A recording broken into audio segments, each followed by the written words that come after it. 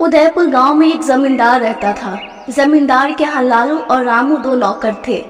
लालू लालची और कपटी था, बल्कि रामू ईमानदार था। लल्लू, लल्लू, कहाँ मर गए? एक गिलास पानी लाओ। अरे ओ लल्लू, सुन क्यों नहीं रहे हो? रामू, रामू, तुम सुन रहे हो? एक गिलास पानी लाओ। हाँ मालिक, अभी आया। रामू जल्दी से पानी जमींदार को दे आता था और लालू जानबूझकर जमींदार की बात को अनसुना कर दिया करता था। लल्लू, अरे ओ लल्लू, कहाँ गए? ये जमींदार जरूर कोई बेकार सा काम बोल रहा होगा। लालू इसी तरह जमींदार की बातों को टाल दिया करता था और रामू अपना काम ईमानदारी से किया करता था।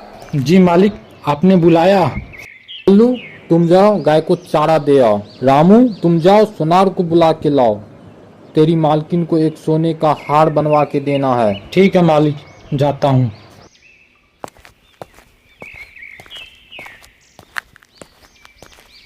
ये जमींदार अपने आप को समझता क्या है?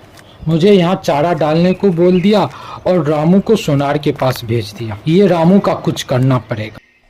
फिर एक दिन सुनार आता है और सोने का हार जमींदार को दी जाता है। रामू, कहाँ हो? यहाँ आओ। ये हार लो और मालकिन को दे देना। इसे संभाल के ले जाना। जी मालिक, अभी जाता हूँ।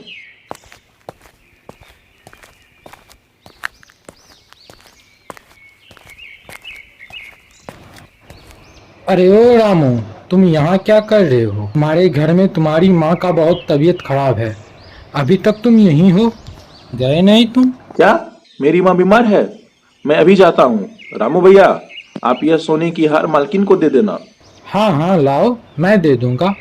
वैसे भी तो मैं मालकिन के पास ही जा रहा हूँ। सोने की हार देखकर लालू के मन में लालच आ जाता है। लालू वो हार छुपा के रख लेता है और जमींदार के पास आकर बोलता है, अगर मैं ये हार रख लूँ तो मेरी सारी दिक्कतें खत्म हो जाएगी। फिर मुझे जमींदार के पास नौकरी भी नहीं करना पड़ेगा। मालिक, आपने जो वो रामू को सोने का हार दिया था, रामू वो हार घर लेकर भाग गया। क्या? रामू ने ऐसा क्यों किया? उसे आने दो, फिर बताता हूँ। कुछ देर बाद रामू भी वहाँ पहुँचता है। वो सोने का हार कहाँ है? मैंने तुम्हें बोला था मालकिन को देने। तुम कहाँ रखा है? वह हार तो मैं भैया को दे दिया, मालकिन को दे देने। नहीं नहीं मालिक, ये झूठ बोल रहा है। मुझे तो इन्होंने कुछ भी नहीं दिया। मैंने तो वो सोने का हार इसे घर ले जाते हुए देखा है। देखो रामू, वो हार मुझे आज शाम तक किसी भी हाल में चाहिए। अगर वो हार मुझे नहीं मिला तो मैं तुम्हारे घर पे कब्जा करके तुम्हें इस गांव से निकाल दूंगा। रामू उदास होकर जमींदार के घर से चला जाता है और रास्ते में उसे एक तालाब मिलता है। मैं अब जिंदा रहकर क्या करूंगा? मुझे जीने का अब कोई हक नहीं। मैं इस तालाब में कूदकर अपनी जान दे देता हूँ। तालाब के ऊपर एक सुनहरा रोशनी चमकने लगती है और वहाँ एक परी प्रकट होती है। रुको, तुम अपनी जान क्यों दे रहे हो? मुझे अब जीना ही नहीं है। मैं अब जीकर क्या करूंगा? मुझे पता है तुम्हारे साथ क्या हुआ है। तुम एक ईमानदार और नेक दिल इंसान हो, इसलिए मैं तुम्हें एक जादुई घड़ा देती हूँ। रामू खुशी खुशी वह जादुई घड़ा लेकर घर आता है। यह सोने का हार जाके जमींदार को दे आता हूँ, नहीं तो वह हमको गांव से निकाल देगा। रामू सोने की हार बराबर सोना जमींदार को देने का निश्चय करता है। मालिक, यह कुछ सोने के मोहरे हैं, यह आप रख लो। मेरे पास सोने का हार नहीं है, मैंने वह नहीं लिया। ठीक है, लाओ मुझे मोहरे। सोने की मोहरे देकर रामू वहाँ से चला जाता है।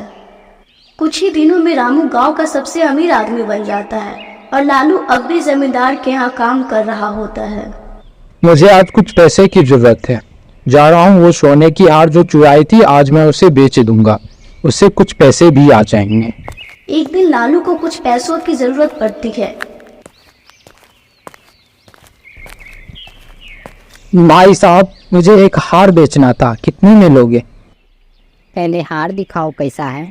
ये हार तुम्हें कहाँ से मिला? ये हार मेरा है। क्यों, क्या हुआ? ये हार मैंने जमींदार को दिया था, उसकी पत्नी को देने के लिए। हाँ, मुझे जमींदार ही भेजा है। सुनार सब समझ जाता है और अपने आदमी को जमींदार को बुलाने के लिए भेजता है। कुछ देर में जमींदार भी वहां पहुंचता है। क्या हुआ सुनार, यहाँ मुझे क्यों बुलाए? जमींदार साहब, आपके लिए जो हार मैंने बनाया था वो हार इस लल्लू के पास है। लल्लू, ये हार तुम्हारे पास कैसे आया? तुमने इसे चुराया था? रामू सच बोल रहा था, मुझे उसके बातों पे यकीन करना चाहिए था। वो एक नेक और ईमानदार इंसान था। मालिक, मुझे माफ कर दीजिए, मैंने ये लालच में आकर किया, माफ कर दीजिए मुझे मालिक। तुमने एक साथ दो पाप किए, तुम्हें माफ नहीं कर सकता। एक तो तुमने हार चुराया और दूसरा एक ईमानदार और सच्चा व्यक्ति पे आरोप लगाया है। मालिक, मुझे माफ कर दीजिए, अब से ऐसा कुछ भी नहीं करूंगा मैं। जाओ, तुम इस गांव से निकल जाओ। आज के बाद से इस गांव में कभी मत दिखना। अगर दिखे तो तुम्हारे हाथ पैर तोड़ दूंगा। लालू को उसके किए का दंड मिल जाता है और जमींदार को रामू की बात न मानने का पछतावा होता है।